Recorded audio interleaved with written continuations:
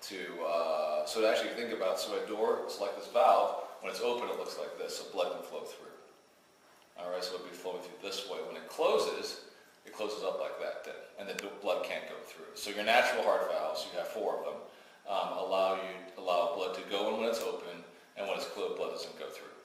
So, alright, so going back to the example of how engineering applies to this, how blood flows through here, it's similar to think about how air flows over an airplane way.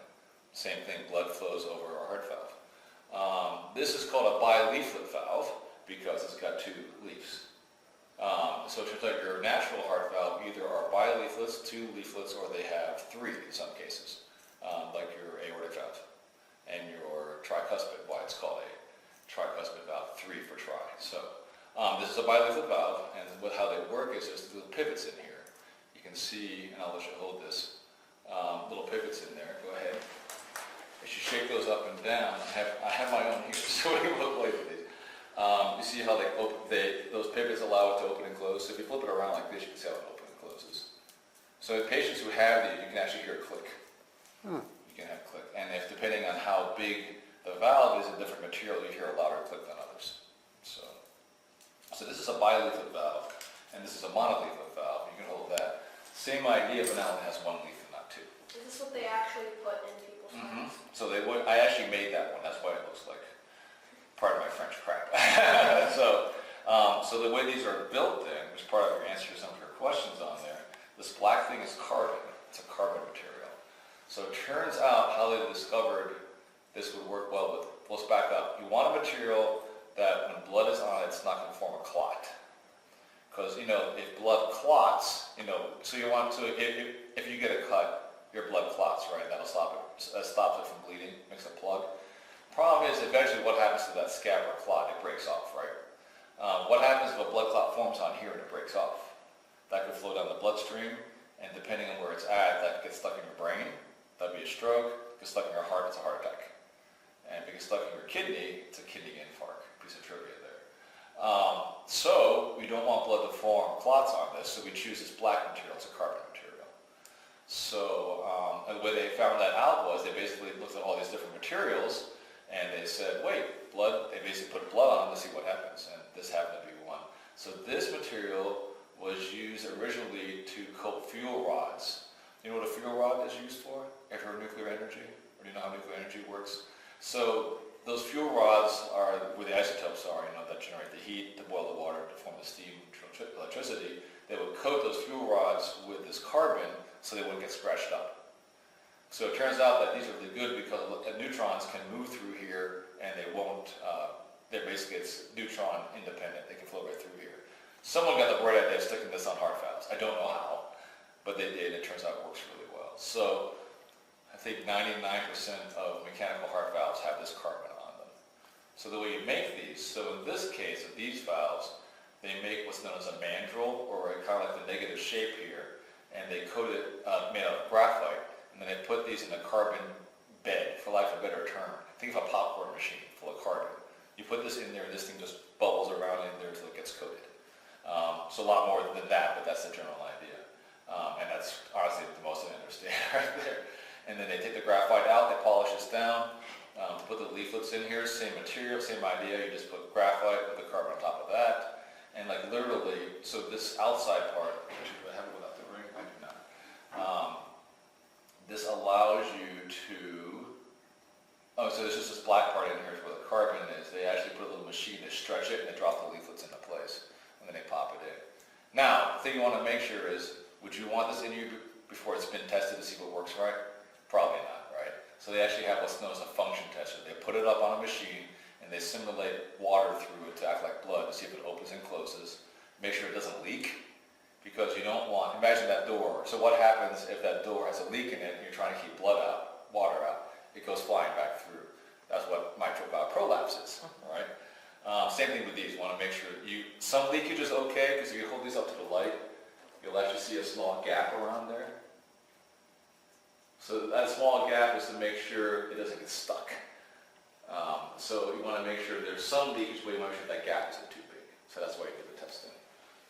And then what they do is after that, okay, so now you got the black valve.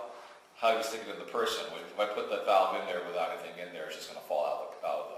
So essentially what it is, to put it in, we cut out your natural heart valve and there's a hole there of tissue where the heart valve used to be.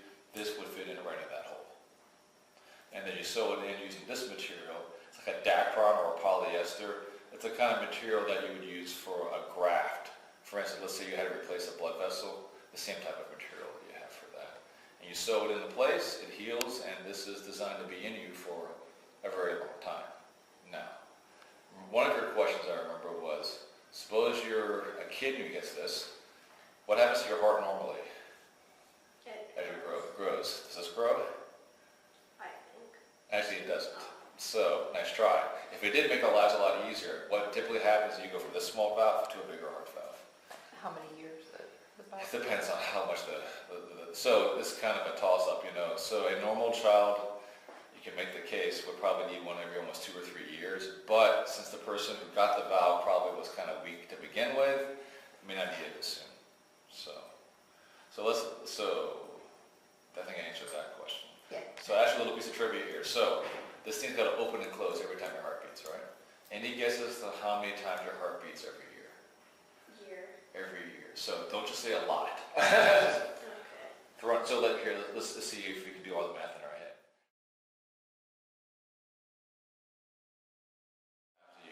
Imagine taking that door, opening and closing 37 million times a year, right? So that door has to last a long time. So a heart valve has to last. Okay, and then we don't need to do this, but then how many years does a person typically live? 80 years. So your heart valve has to do that many times a year for 80 years. Imagine any machine doing that, and that's a big deal. So this little guy has to open and close, even let's just say for 5 years or 15 years. That's an awful lot. So when we do testing on these, we actually will run these on, we actually open and close these valves for 600 million cycles. So the equivalent of about 15 years of testing. So there's 2 ways to test this, and I'll see which one you think is the best way. We can basically run this like your heart does, right? Open, close, 70 beats per minute, you know, like that right there. But we need to do it for 600 million cycles. Or we can run these at really high speed, and like maybe 800 times per minute, and run it faster. Which do you think we'd probably do to see how long they last? Run the speed testing or run at a normal I speed? think it would be the slower one because I think that it would change with different speed because it might break easier. That's a good question. So what we do actually, so the answer is actually, so that's, that's a good idea. It's going to take us 15 years to test it, which means we'll never get it. Yeah. We'll never get it to market, and I'll be fired long before that. So we actually run them at 800 cycles per second. Per minute, excuse me. So we literally have to use like a strobe light to watch them fully open and fully close. But what you just alluded to about will it open and close with too high a force, we actually put measurements on here. We put a little, what's known as a strain gauge. It basically tells us how hard it closes. It's like a force sensor, basically. And we put it on a heart valve that runs at normal speed and a heart valve that runs at high speed to make sure we get the same force.